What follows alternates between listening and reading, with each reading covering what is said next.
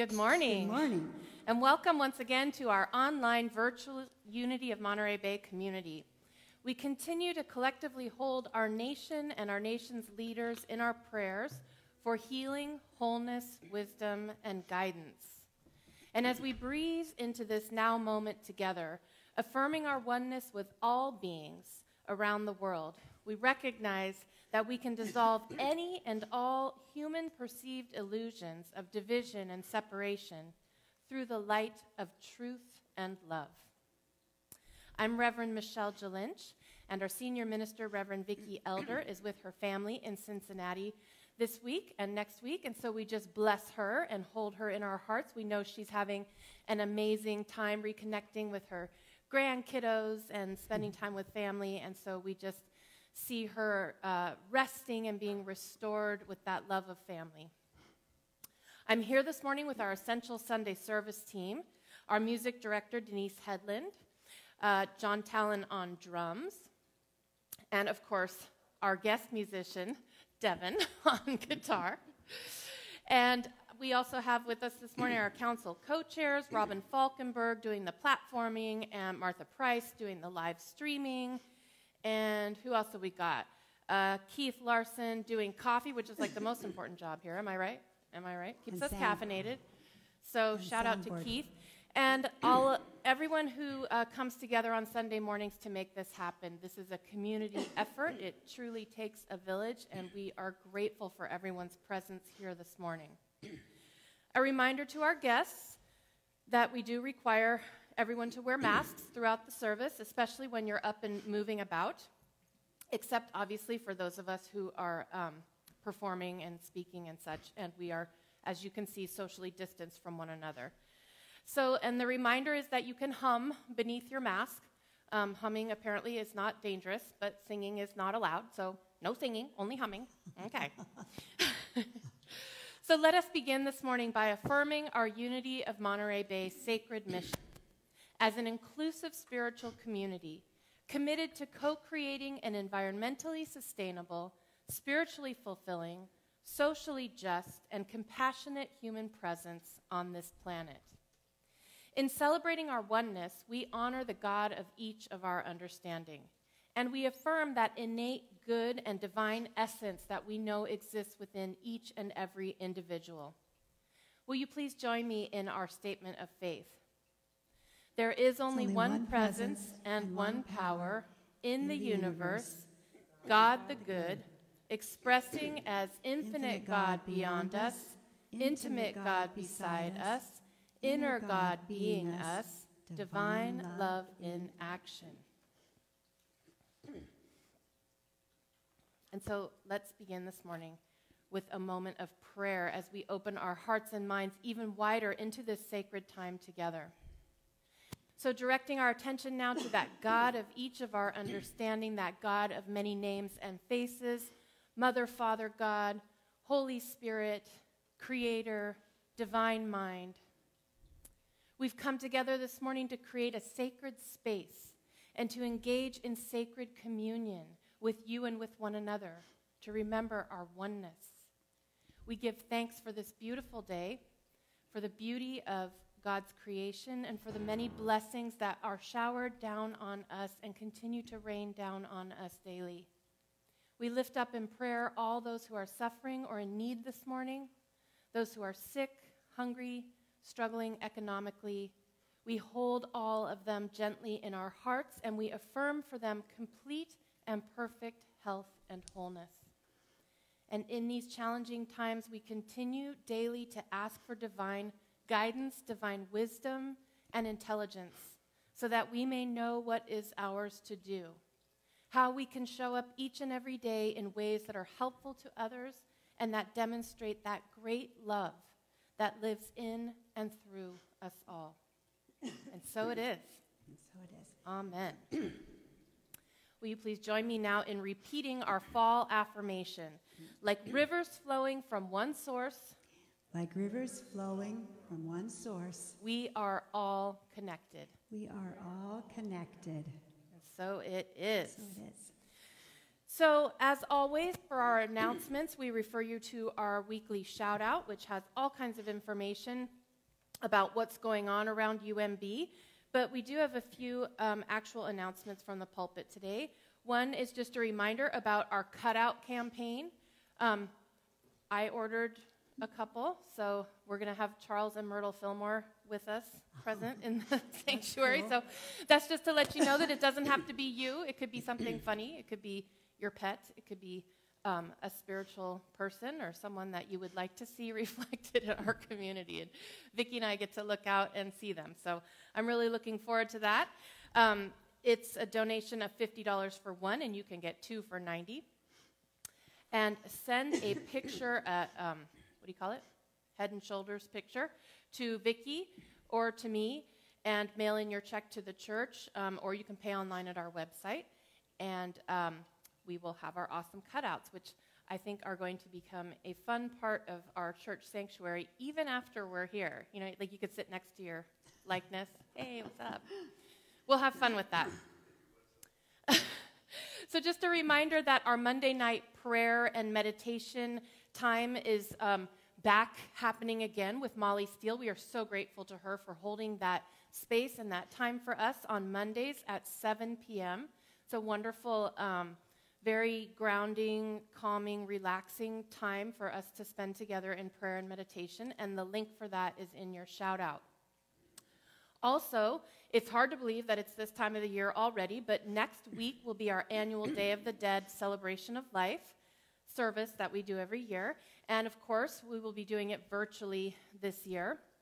Martha's going to pan over here and show us the Day of the Dead altar that is all ready for our celebration next week. And a few folks have already brought in pictures and such. So if you would like to have a picture or memento of your loved one displayed on the altar, you are welcome to bring it to church, and it can be left downstairs in the mailbox that's outside of the French doors downstairs. There's a nice big mailbox there that's secure, so you could leave them in there or let me know for other arrangements. Next week, since we'll be doing the service virtually this year, if you want to participate, we'll be doing the candle lighting here in the sanctuary, those of us that are here. But if you'd like to have a candle ready at home, so when it comes to that time in the service, you can light your candle at home. And we're going to be emailing the blessing slips out so that you can write the names of your loved ones on the blessing slips. And then you can either just keep those or you can send them in to us and we will hold them in prayer, or they can be sent to Silent Unity for prayer. So if you're not familiar, this is just our way of honoring and remembering our loved ones each and every year on Day of the Dead. And if you are interested in sharing next week about a special loved one, you can either come in like we did back with our July 4th service. We had a few folks come in and socially distanced and wearing masks, got up and shared a few words. If you're interested in doing that, please email me or talk to me about that. If you want to have your loved one mentioned, but you don't want to come in and do it, you can send me a little blurb, and I would be happy to read that blurb and the name of your loved one. So hopefully this is going to be a meaningful service for all of us, and I look forward to it next week. So with all of that, it's the time in our service when we bless our children. And we are also holding in our hearts during this time all of our teachers who I know are truly struggling. And God, just send them your love and energy and your encouragement and support. I know that they're having a really hard time right now adjusting to the new virtual Zoom and online situation. And so just be kind to teachers if you see them out and about. Be kind to them. We have a couple here in our own community, Martha and Robin, and we just hold them and bless them along with our children. We love you. We bless you. We appreciate you just the way you are.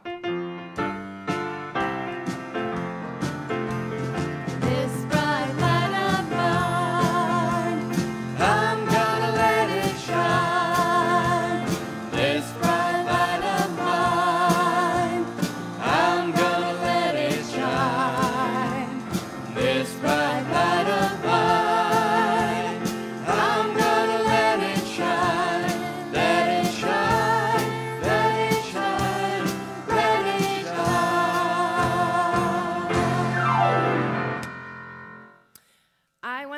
also mention that we are attempting to do some children's church virtually. So if you have a child that might be interested in attending, let one of us know, email me or whoever, and I can get you the link for that. Nicole Sanks is our children's church coordinator, and she is having folks from the community come in. I know today Martha is going to be doing a drawing activity with the kids. We've had folks come in and read stories.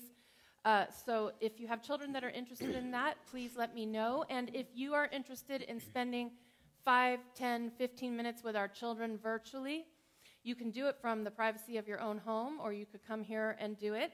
I can get you the information. Anything that you want to share with our kids would be greatly appreciated. You know, they're small children. It doesn't have to be fancy schmancy. We just want them to continue to have some contact with the adults in our community, because it's been a really long time now. What are we talking, like 7, 8 months since they've been here physically with us? And if you remember being a small person, that's a really long time. So we're trying to do our best to keep them in contact with us. So if you'd like to do that, let me know. Now it's that time in our service when we take some moments to center ourselves and to deepen that blissful interconnection with Spirit.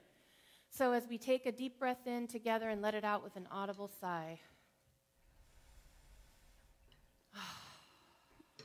we just allow all distractions to gently fade away as we invite the chime to call us into the sacred space within.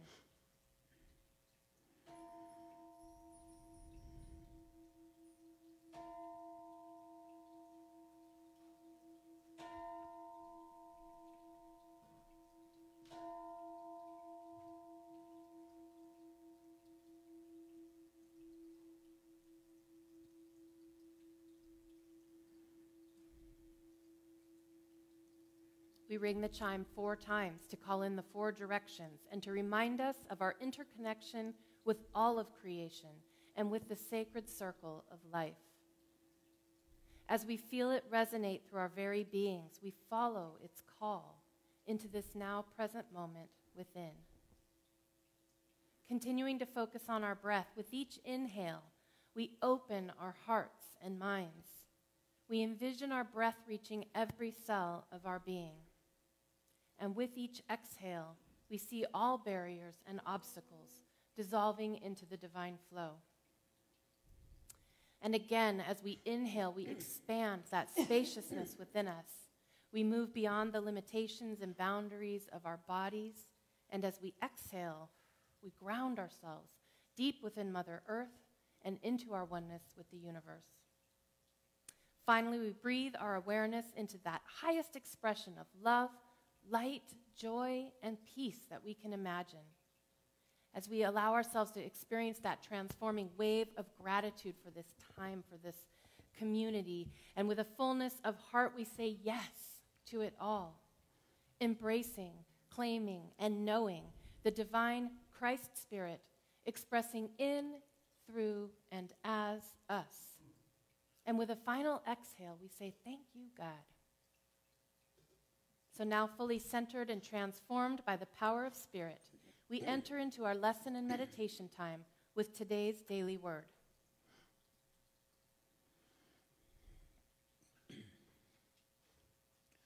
We read from today's daily word, shared with permission of Unity, publisher of Daily Word, that can also be found at dailyword.com. In the quiet of my heart, I listen for the voice of Spirit. During the course of a busy day, I may hear all kinds of things: conversations, music, sounds from nature, traffic noise, and even my constant self-talk. Sometimes all that I'm hearing may numb me to the more intentional act of listening. As I listen, I become aware of the voice of Spirit. In comforting, guiding presence feels like a homecoming.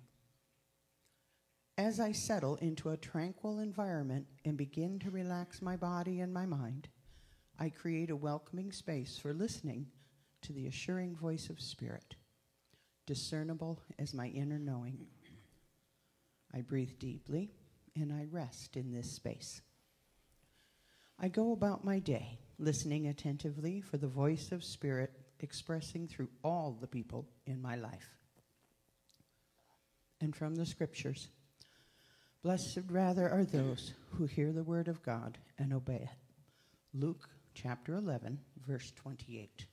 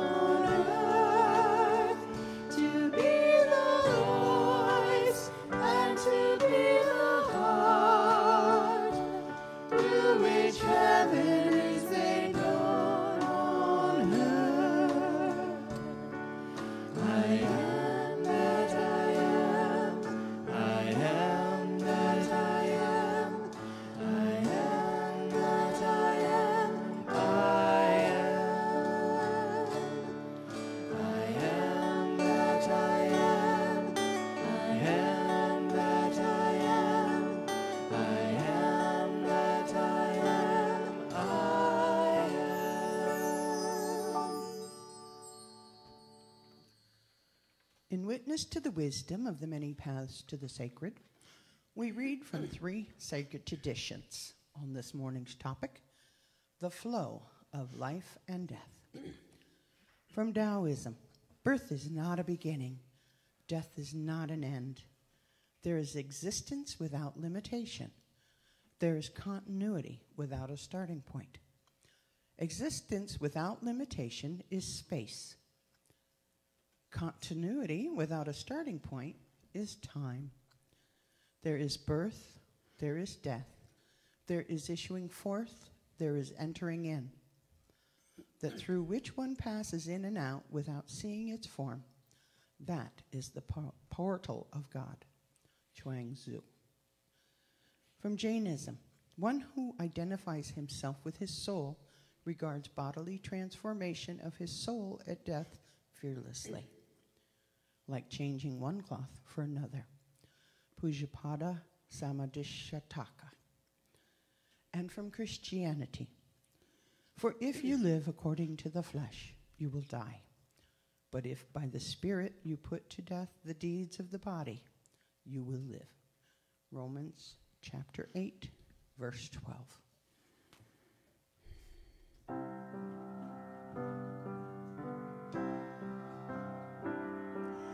I see divinity in you. I see the Christ coming through in all of your passion for life and for love, in all of the glory that you are made of, now and forever on earth and above. I see divinity in you. I see the wonder you are, shining your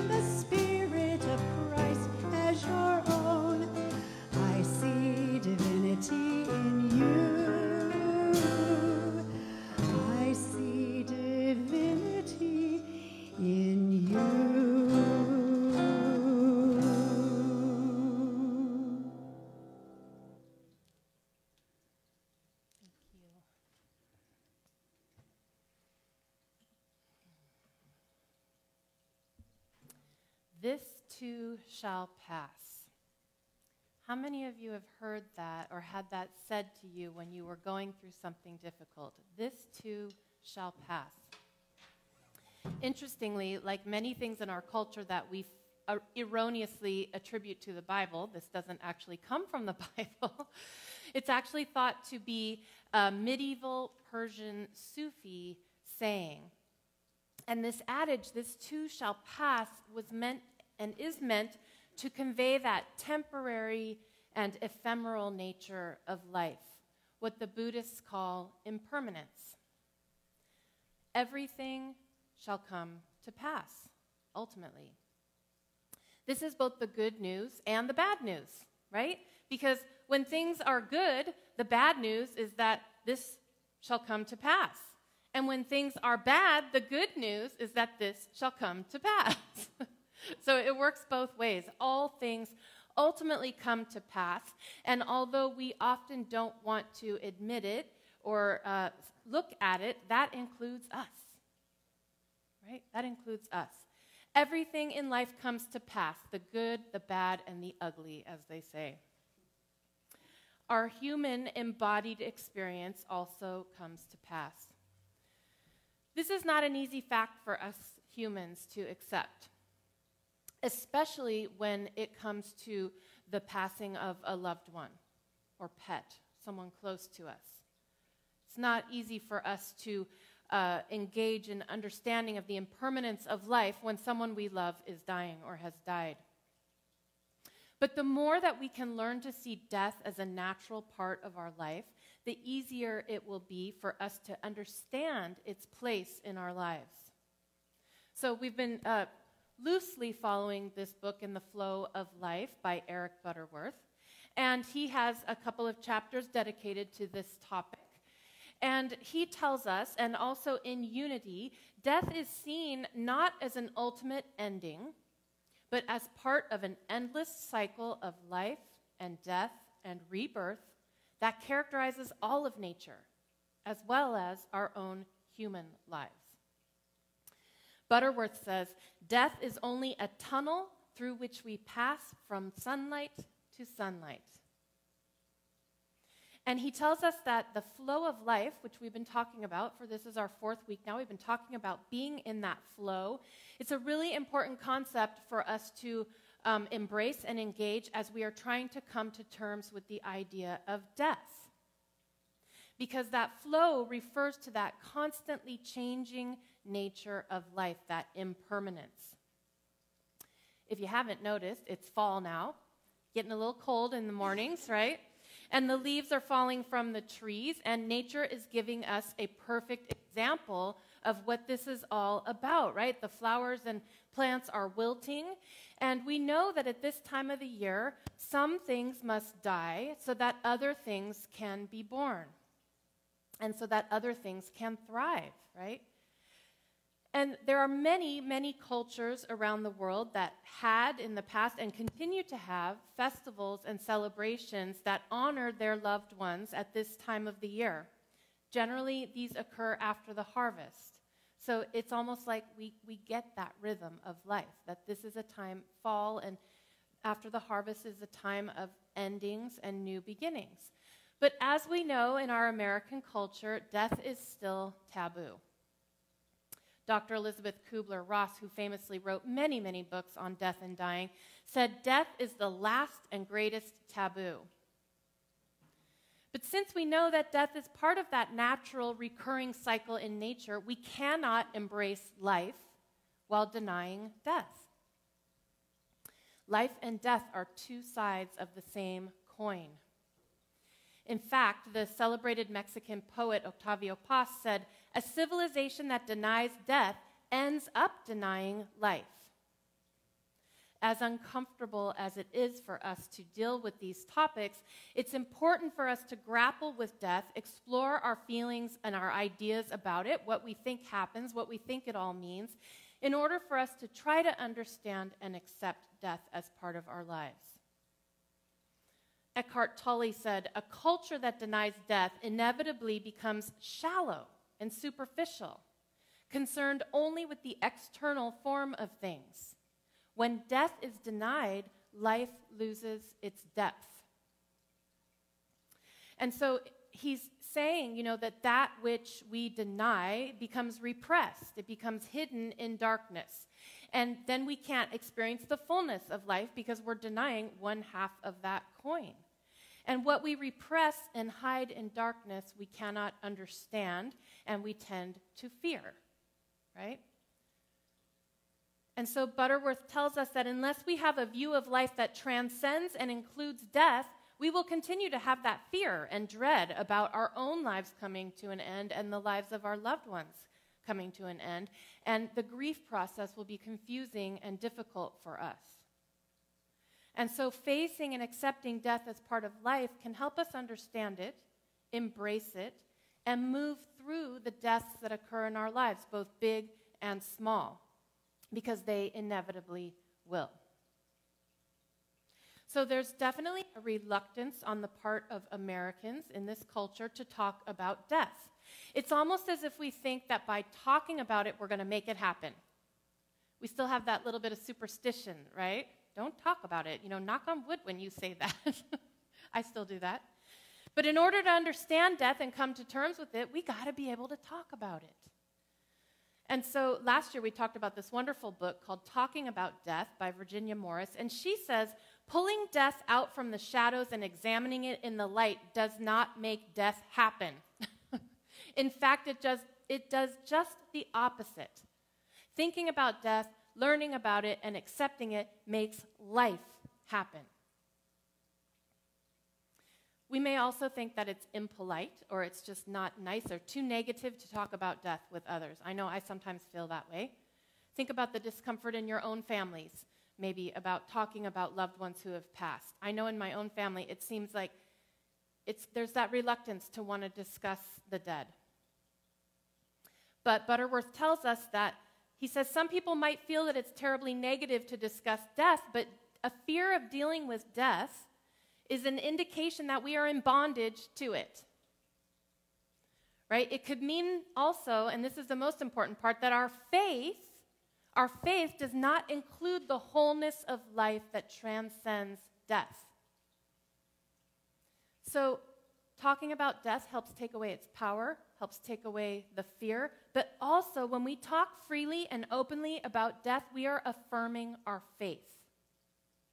Right? We're affirming our faith because we know that there is more. By refusing to turn our faces away from death, we strengthen our belief in the eternal nature of consciousness. And we're going to talk more about that in a minute.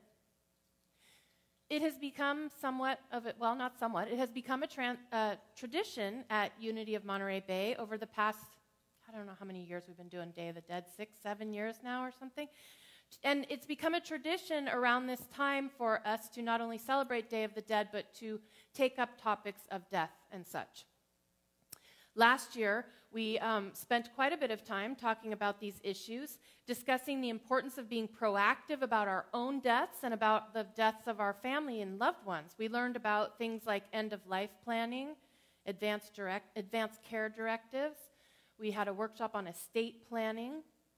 And we learned about how important it is for us to know and articulate our own wishes, what we want to happen to us, as well as our spouses, our children, our loved ones, so that we can be prepared.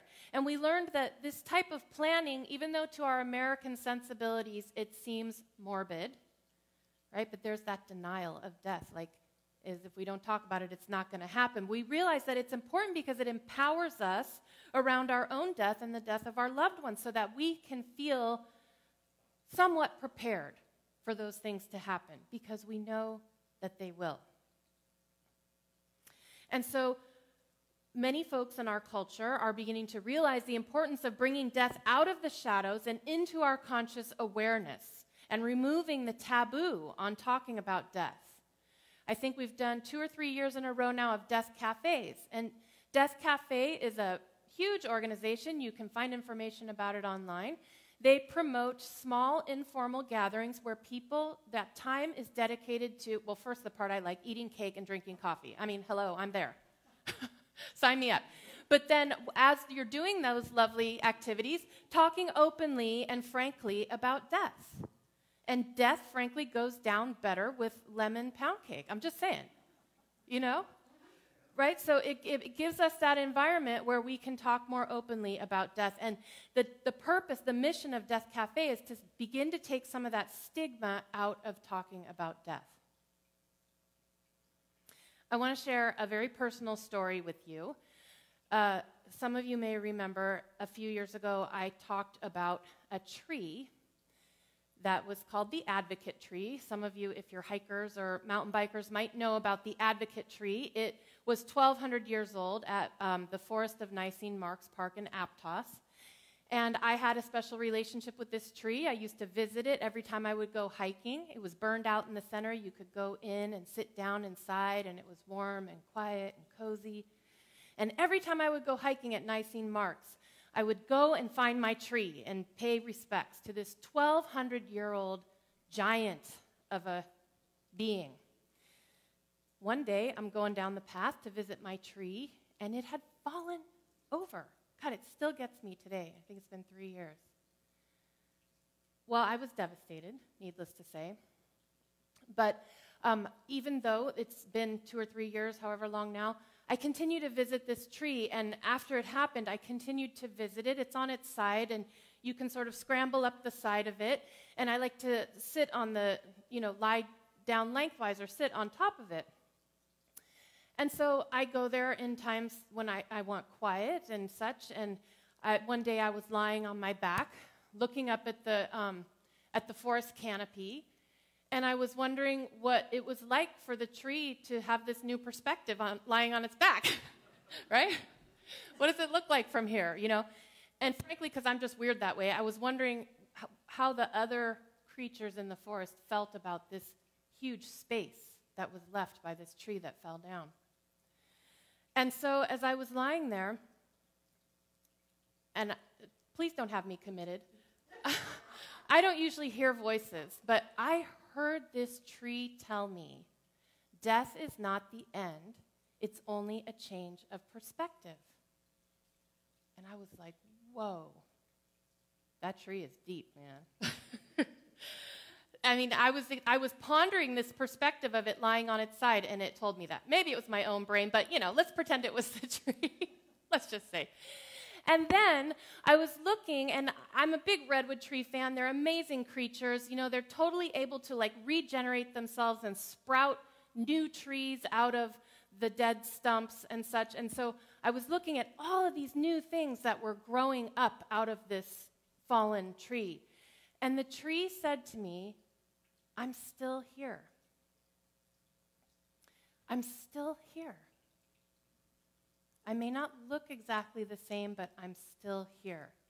Well, that was one of my spiritual epiphanies or spiritual moments. And this tree was beginning to tell me what I was just starting to comprehend myself, and still am grappling, probably will grapple my whole life with, that death is not an end, but a beginning, a new beginning of something new. Many, many cultures who deal with death more frankly than we do see death as part of the continuous cycle of life. And next week we're going to be talking specifically about Mexican Day of the Dead, and that Mexican view of death that comes from this complex melding of the ancient Aztec traditions with the Catholicism that the Spaniards brought, and created this view of death that's very different from our own. Both the ancient Aztecs and modern Mexicans embrace death as a part of life. And our lives follow the same pattern as nature, right? We know they do. Something is born and something dies.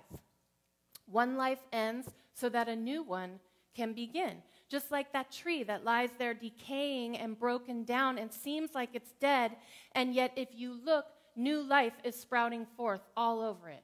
Not to mention the life-giving, nature of this tree, that all of the life that it's supporting, that is living in the tree, the microorganisms and the little critters and all of the things that are making their home in this tree. Ultimately, new life sprouts. And so this endless cycle of life and death follows a divine order. And our human lives are firmly located within that divine order. So we too are part of that endless cycle of life and death on our planet. So there are actual deaths, like the death of the body, and then there are also metaphorical deaths. And we have many of these, well, I want to say smaller deaths, but they can be pretty big for us, that occur throughout our lives. Times of great loss, of big transitions and changes, those are types of deaths. In unity metaphysics, death is always followed by resurrection. Okay, we have a metaphysical interpretation of the Jesus story where Jesus dies, spends 3 days in the tomb, but ultimately is resurrected. And so metaphysically, we see that time spent in the tomb as representing that time of pain, of struggle, of darkness, when we've experienced one of these small deaths or big deaths, a loss of some sort. But it's also, we know, a time of growth and expansion and transformation. So Jesus died and spent 3 days in the tomb, but he emerged transformed into the Christ. And by the Christ, we mean a being who is fully realized in his Christ consciousness. And so sometimes we have to spend time in that darkness, that tomb, that metaphorical tomb. During those times of challenge and transition in life, but we know that resurrection and rebirth always comes. It always follows death. And we know that eventually we will come out into new life and into new light. So in this way, this metaphor, the tomb is not an ending. It's not a stagnant place or an inert place, but rather a dynamic place of transformation that's pregnant with new possibilities. While we are in that metaphorical tomb, something is happening. Just like when Jesus was in the tomb, something was happening to him, and something new is preparing to be born. Victor Hugo said, "The tomb is not a blind alley, it is a thoroughfare. It closes on the twilight, it opens on the dawn." And so, just as that darkness of the tomb gives way to light, we know that death gives way to rebirth. In the Gospel of John, Jesus is in one place comforting his disciples by telling them, "In my Father's house there are many rooms."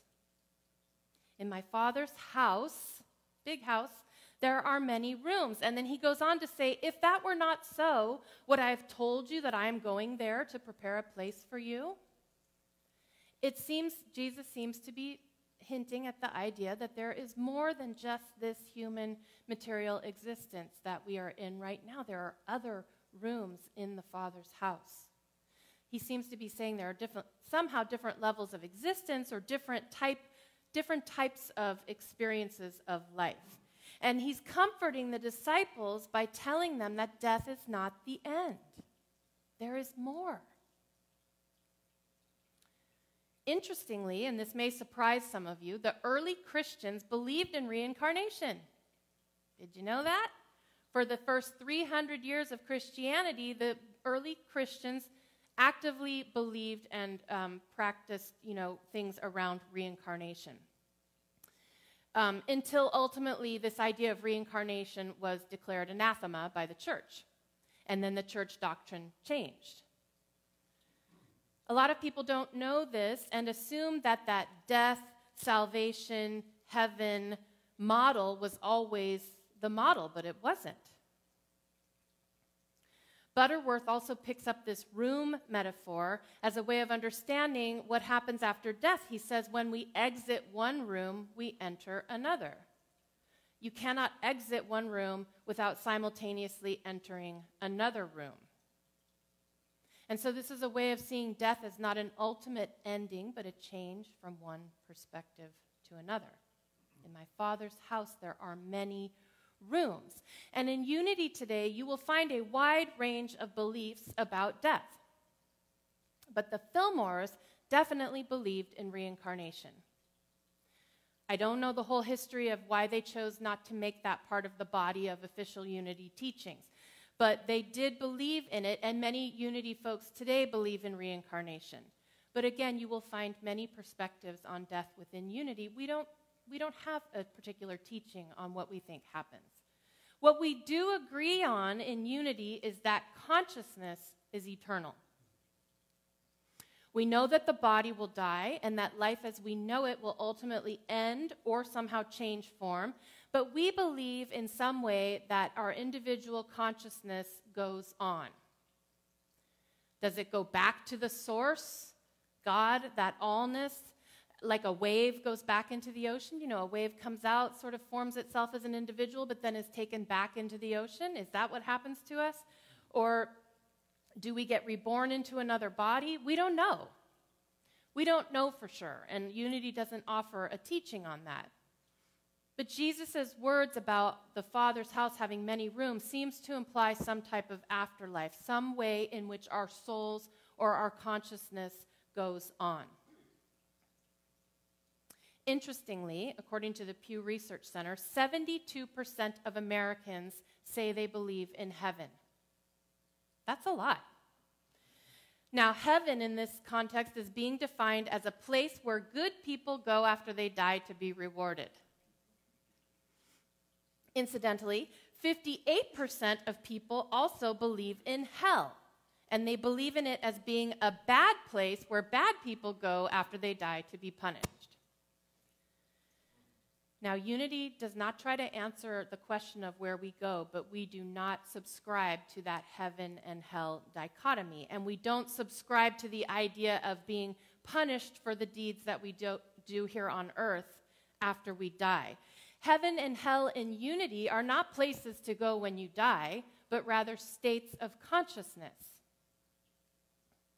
We believe that our actions, our deeds here on earth have reverberations in consciousness, which can make our lives a living hell, or they can make our lives heaven on earth.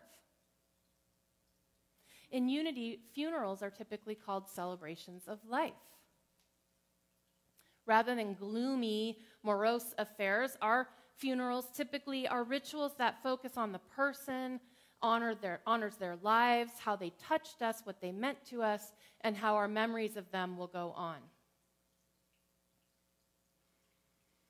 As I mentioned earlier, in addition to that final death that comes at the end of life, there are also many small deaths throughout life. This is part of the impermanence of life. Life is always changing. That's what Butterworth is talking about when he says that flow of life. And every change or transition involves a death of some kind and a rebirth into something new. Butterworth says, in the flowing experience of life, change is constant reality. In every change, we see that evidence of the process of death and rebirth. This is the cycle of life. We can see these transitions as deaths, or we can see them as new beginnings, or a little bit of both. Think about when someone graduates, we call it a commencement, which seems like it should mean ending, but actually means beginning, right? Because it's the ending of one thing and the beginning of something else. So whether we're talking about an actual death of the body or one of these transition-type deaths, there is always grief. And we need to grieve our losses in order to move through them and come out transformed. Avoiding our grief work does not serve us. It only causes us to accumulate grief from many small things so that when something big happens, bam, we get hit with the full force of not only that loss, but all the other losses for many years that we didn't take the time to grieve. In our Wednesday night study group, we've been using this wonderful book, See No Stranger by Valerie Kaur, and she talks a lot about the importance of grieving together. She's talking about in the context of after 9/11 and after hate crimes have occurred against her Sikh community. But this seems to be a lost art in our culture, that grieving together. We think of grief as a very private act.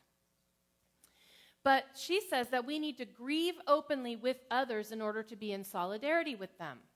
Think of the outpouring of grief around the death of these various folks that were killed by police officers. There's been a huge collective outpouring of grief that I think is very healing for us. And our annual Day of the Dead ceremony has become an annual opportunity for us to do some of that public communal grieving together, which can be very powerful and healing. When we share our grief with others, the burden becomes a little bit less because we know that it's a common shared experience, and we can gain comfort from that shared grief. Right now in our country and around the world, we are in a state of grieving. Can you feel it? We are grieving our old pre-COVID way of life. But we don't tend to give ourselves space for that. We feel like we're supposed to be, what was it early in shutdown, making sourdough starter? Only Americans in the middle of a pandemic would be making sourdough starter, you know? I understand it's that desire to stay busy and do things and feel productive, but we have to grieve the way of life that we knew before. It's just like when 9/11 happened. Nothing was ever the same, right? Nothing is ever going to be the same. That doesn't mean that it's not going to be good, but it's not going to be the same. And so we are grieving our old way of life. We're grieving being able to just call up a friend and go have lunch in a restaurant, right? We're grieving being able to see one another's faces. I know in this community we are grieving not being able to hug one another. It's killing us, y'all. It is just killing us, right? I mean, we're like, don't do it. You know, we can't even hardly stop ourselves because we're such huggers here. And so there's that grief. We can't travel. We can't visit our friends. We have to keep our faces covered. And it could be helpful for us in terms of moving through, for us to grieve openly, together, communally, to face and feel that very real loss of what we have lost so that we can move on. Because we know there's always that relationship between endings and new beginnings. And so, no doubt, something has ended. Our pre-COVID way of life has ended and will never be quite the same way again. This is our time in the tomb, and we are grieving. However, something new is being born. Okay, because it's that time in the tomb, which is a time of transformation. And so we know that, and we believe that, and we can hold that in our consciousness as faith that something new and better and more expansive is being birthed. Something more loving, something more alive, something more communal, something more wonderful is preparing to come forth. And so ultimately, the life and death and rebirth are all part of that constant flow of the great mystery of life. And we are each a part of that universal flow of life. Each of our lives has a place in the divine ordering of life and death and rebirth. Butterworth tells us the important thing is for you to know that you are an eternal expression of the universal flow, and that there is no beginning and no end to you. And he says, knowing that you in some way, he doesn't say in some way, I'm adding that, in some way you are going to live forever, because we know the bodies aren't going to live forever. In some way, your consciousness is going to live on. You can start to let go of that apprehension and anxiety about death so that you can get on with the business of living your life one day at a time. Now, Butterworth makes it sound easy, and it may not be that easy. But the point is that as we accept death as a natural and inevitable part of the experience of living, it can help us to let go some of that fear and that worry and that anxiety about death so that we can more fully embrace life. Facing the reality of death allows us to celebrate life and live more presently in this present moment, this right here, right now. Not what's going to come in the future, what may or may not happen, but what is happening right now so that we don't squander even a single moment of our precious lives because we know that they will end. We know that they are fleeting. As I mentioned, next week we're going to allow the Mexican tradition of Day of the Dead to show us one way that we can more fully face and embrace death by celebrating life. Rumi said, "Every mortal will taste death, but only some will taste life." And so by knowing and accepting that our lives are fleeting, that knowledge and that understanding can help us to truly taste life.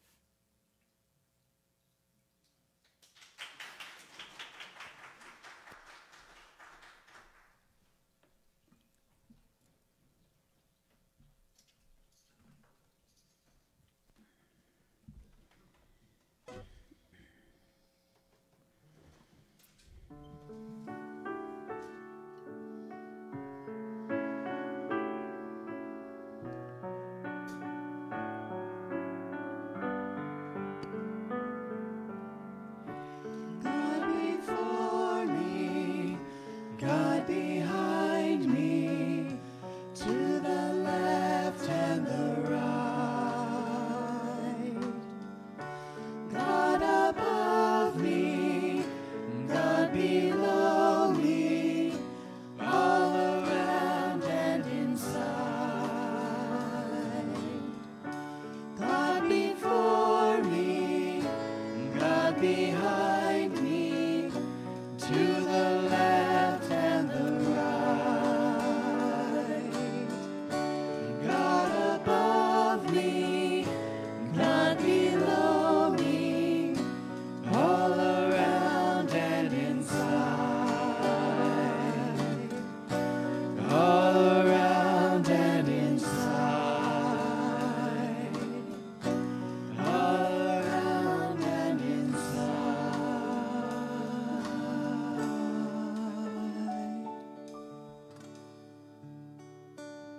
So I invite you now to get comfortable wherever you are, and let's prepare for just a few moments spent in quiet contemplation. Give our minds and our hearts some time to absorb the lesson and take these ideas deeper into our consciousness. Taking some slow, deep breaths to bring ourselves into the present moment. Breathing in, God is here. Breathing out, I am home. Breathing in, God is here. Breathing out, all is well. Breathing in, God is here. Breathing out, I am alive.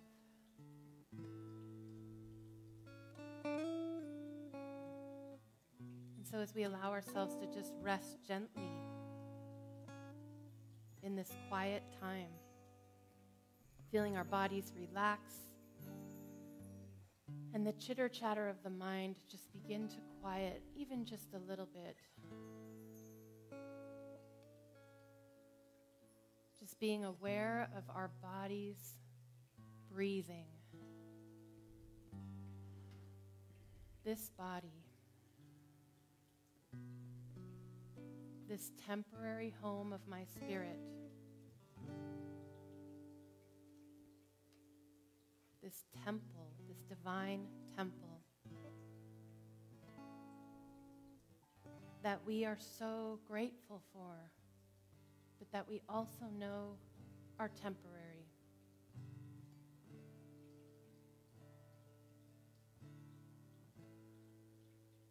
And by being aware of that temporary nature of the body, we can be even more grateful for it, for what it does, what it endures, its strength, its beauty,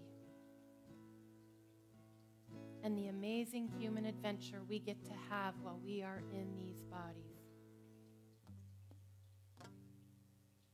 As we are that embodied expression of the love of God. Always remembering that there is more. and more opening up our hearts to embrace that mystery.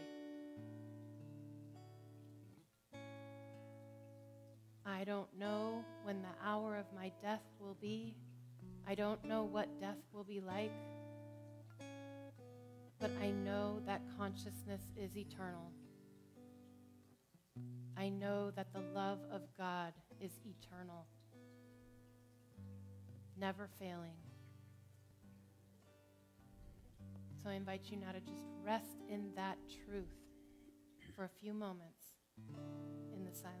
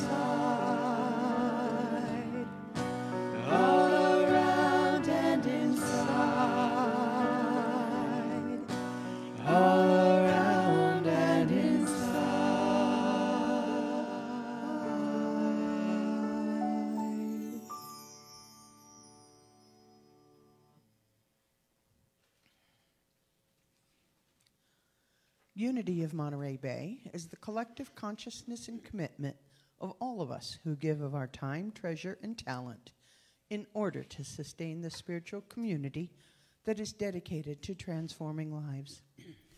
We know that prosperity is a state of mind that finds blessings in every situation and abundance in joyous generosity. We transform all appearance of fear or lack into a faith-filled peace of mind by shifting our attention to thoughts of gratitude for the abundance of God's good in our lives. And with our hearts and minds overflowing with gratitude, we breathe into the divine flow of God's good, trusting that we are enough, that we have enough, and that there always is enough to both have and to share. And again, we are grateful to all of you for your online giving through our website at unityofmontereybay.org and through your mailed-in offerings, including those who have set up automatic giving with your banking institutions. We are truly blessed. And now, from this space of faith and gratitude, I invite you to join me in mindful intention in joining in our offertory blessing. I am an open channel for God's infinite good. Divine love flowing through me blesses and multiplies everything I give and everything I receive. I am both blessed and a blessing. Thank you, God.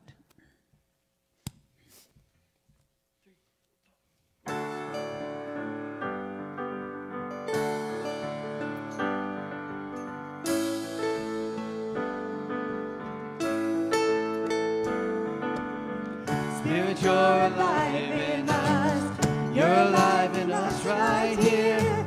Spirit, you're the light in us, shining bright for us right here. Spirit, you're the love in us, reaching out with every touch.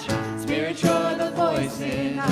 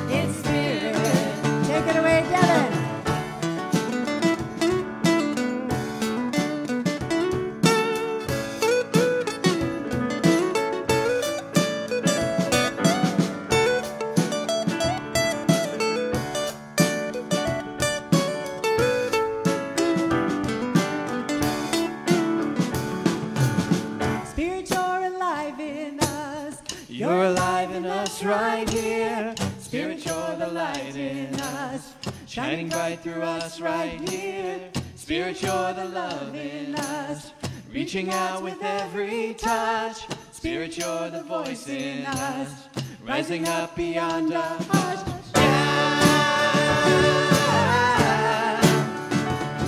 We feel it, we feel it. Yeah,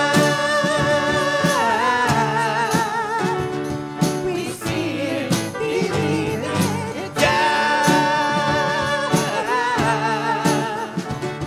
we feel it, we feel it, we feel it.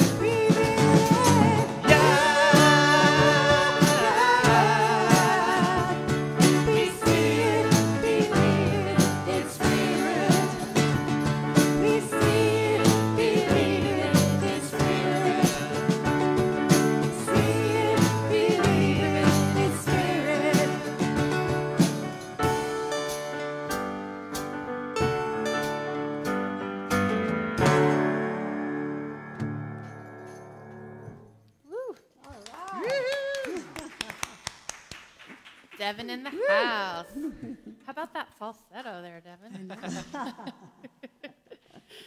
So, as always, we want to thank the musicians that so graciously allow us to use and stream their music. Today, we used music by Carrie Landry, Richard Burdick, Nancy Abercrombie, and Denise Rosier.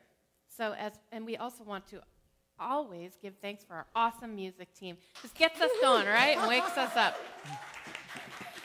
You bring so much to our Sunday service to make it so much more of a celebratory time, and I'm so grateful. So as we bring our service to a close this morning, we are grateful that you have joined us here, and we hope we've made you feel at home in our Unity of Monterey Bay community this morning. And most importantly, we want you to know that wherever you are on your spiritual path, you are welcome here. We have prayer chaplains available to receive your prayer requests through all the various channels, through our website, through email. We are meeting weekly and holding the high watch for our community during this time. Silent Unity is always available, so don't go unprepared. There you go. Thanks, Rory. Oh, God, I'm hearing voices again. No.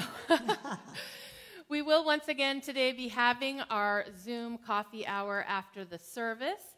And before we get ready to form our closing circle, let's just take one last opportunity to express our gratitude for this time together, for these teachings which lift us up out of the bondage of darkness and deliver us into liberty and set us free, and for that one power and one presence which never fails us, and for this sacred community which calls us back again and again to the truth of who we are. So with that, let's form our closing circle and envision holding in our hearts all those in need of prayer this morning. Especially, let's hold in our consciousness our nation and holding the whole electoral process, knowing that even when it doesn't look like it, we trust and we believe that everything is unfolding in perfect divine order. Will you join me? The light of God surrounds us. I am the light of God. The love of God enfolds us. I am the love of God. The power of God protects us. I am the power of God. The presence of God watches over us. I am the presence of God. Wherever we are, God is, and all is well.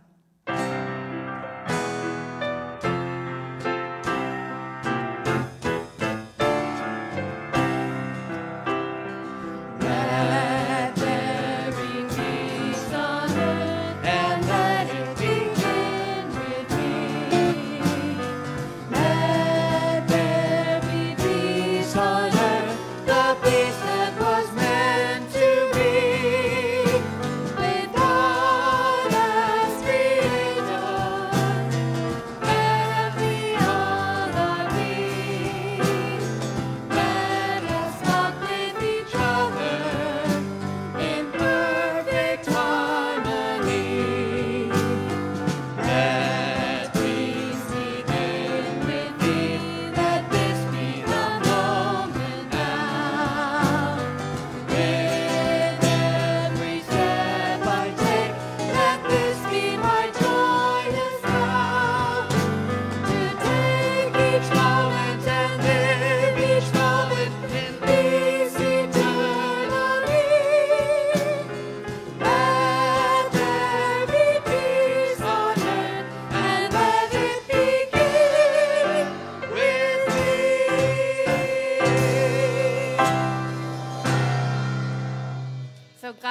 you. Thank you for joining us today, and have an awesome week.